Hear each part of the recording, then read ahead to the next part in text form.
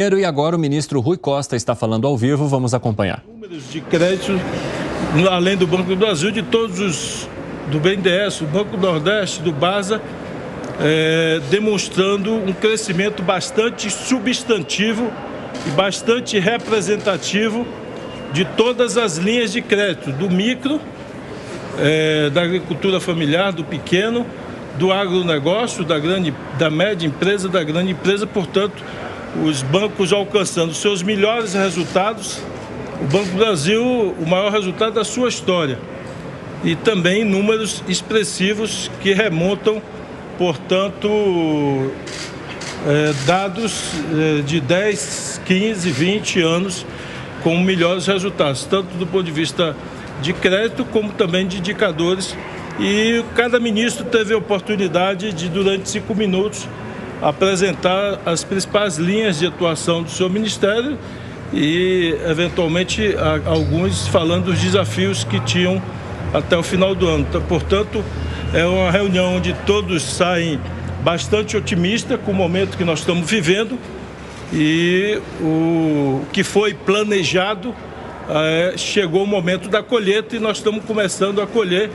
Amanhã, inclusive, o presidente vai a Santa Catarina inaugurar uma grande obra, uma obra gigantesca, e estava no PAC, que é o contorno de Florianópolis, como expressão dessa agenda que ele está intensificando em vários estados brasileiros, entregando aquilo que a gente retomou o ano passado com o retorno dos investimentos do país. Ministro, sobre as eleições venezuelanas, o que foi tratado? Você quer perguntar primeiro sobre as brasileiras. Não, sobre a eleição no Brasil, ele orientou que os ministros, evidente, cada um do seu partido, no sentido de orientar que cada um tinha absoluta liberdade para escolher os seus candidatos. Agora, os ministros que fossem estar participando da campanha, ele aconselhava que os ministros fizessem todos os elogios aos seus candidatos e não fizessem críticas ou ofensas a candidatos adversários, independente de quem é o adversário, se o adversário é da base ou não é da base, mas que ele queria que replicasse, cada ministro replicasse o modus de fazer política que ele tem defendido, ou seja, da cintura para cima, defendendo valores, defendendo propostas e não de ataque a adversários, porque cada ministro, mesmo que lá não esteja falando no cargo de ministro, mas simboliza o governo, e ele gostaria que o símbolo do governo dele fosse de que cada um é muito enfático na defesa do seu candidato, mas não precisa colocar adjetivos negativos sobre os outros candidatos que existirem em cada município. Esse foi o apelo que ele fez e, portanto, não vai cobrar e nem vai coordenar nenhum tipo de alinhamento partidário em relação a candidatos, mas deixe essa orientação. Sobre a Venezuela, a posição é pública, o MRE tem se posicionado, o Brasil tem buscado, junto com outros países da América e com a nota da União Europeia, com o apoio da União Europeia, no sentido de uma mediação e de uma solução, ou se apresenta de fato as provas da lisura da eleição, ou tem que buscar uma solução para a situação da Venezuela. Então, o Brasil quer continuar, vai insistir nesse papel de mediador junto com outros países da América e agradeceu muito o apoio da União Europeia no documento tirado que referenda a posição que o Brasil tem no sentido de buscar uma solução pacífica e uma solução que possibilite ao povo da Venezuela retomar a paz, o desenvolvimento, o emprego, a renda e a melhoria de vida das pessoas. Ministro, sobre política externa ainda, né? Hoje tem a notícia de que o Brasil expulsou o embaixador da Nicarágua. Isso foi tratado pelo ministro de Relações Exteriores? Não, foi dado um informe aqui, não é que o Brasil expulsou.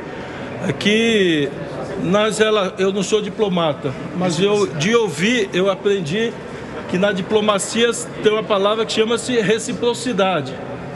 Então, como o embaixador brasileiro lá foi convidado a se retirar, a reciprocidade é que o embaixador daqui também foi embora. Então, é uma ação recíproca dentro do que é a tradição diplomática brasileira.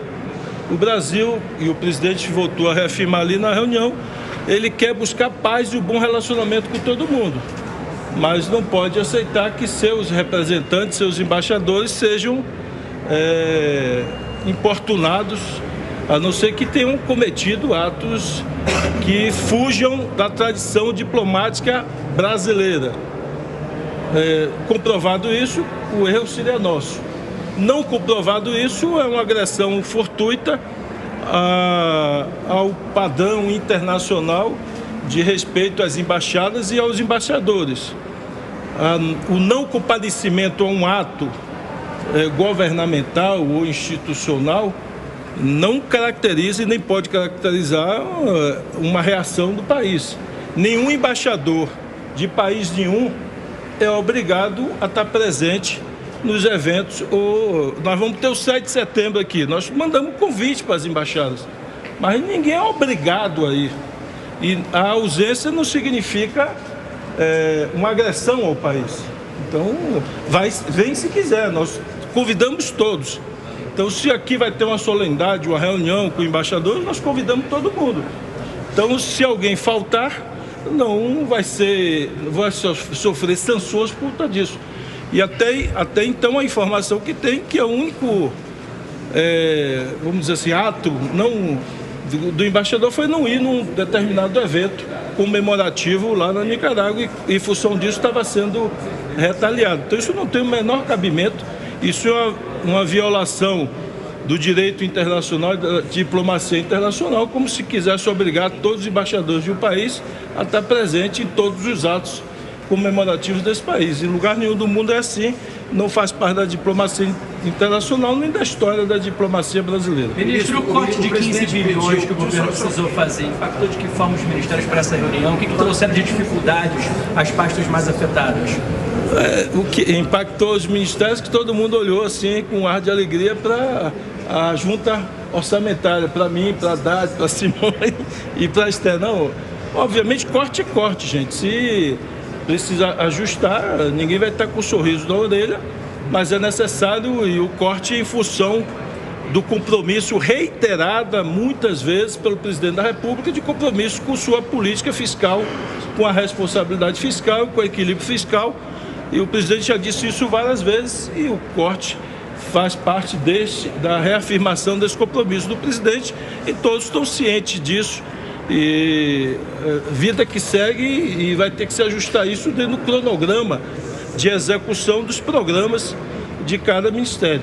O presidente Lula pediu que o ministro Marco Vieira fizesse uma avaliação, fizesse um relato das negociações com o governo de Nicolás Maduro. O senhor pode dizer para a gente como foi esse relato, se ele disse como foi a evolução dessa negociação, em que pé está? Não, ele não fez um relato detalhado, o ministro Mauro Vieira fez um balanço do trabalho do MRE nesse 1 ano e meio de governo e deu um informe sucinto, muito breve, sobre a questão da Venezuela, que eu acabei de citar aqui, que a orientação, a condução do MRE, apoiada pelo presidente da República, de o Brasil seguindo sua história, sua tradição diplomática, de buscar uma solução para um país importante, que tem uma fronteira enorme com o Brasil, que tem um impacto enorme na vida do povo brasileiro e venezuelano. Portanto, o Brasil quer ser parte da solução e não parte do problema. E parte da solução, no momento, e isso a carta assinada pelo Brasil diz, que as autoridades responsáveis pela eleição apresentem a tal das atas de votação por sessão detalhada, para que o mundo inteiro possa olhar e ou confirmar o resultado da eleição, ou dizer, tem problemas, e buscar, se tiver problema, uma solução para isso. Então o Brasil quer ser parte da solução, é isso que está sendo conduzido. Nos próximos dias o MRE vai atuar no sentido do presidente da República de buscar, junto à Venezuela, a solução disso. Ministro, nessas reuniões ministeriais, o presidente Lula... Vou fazer a última, tá bom? Normalmente nessas reuniões sociais, o presidente Lula cobra alguns ministros e até dá puxões de orelha. Houve algo nesse sentido? Não, essa foi só alegria. O que ele pediu para melhorar? Essa foi só alegria porque os... Para melhorar, o que ele pediu para esses 2 anos? Então, não, a reunião não foi... Isso. A reunião não foi para 2 anos, a reunião foi para fazer um balanço do ano e meio e os ministros apresentaram o que eles teriam no horizonte de dezembro. Então, hoje não teve nenhum tipo de ressalvo, de chamamento de atenção e, portanto, a orientação é de que a gente busque monitorar. O que o presidente quer é que chegou a hora da colheita e de implementar tudo aquilo que foi anunciado. Isso eu acho que já disse algumas vezes publicamente.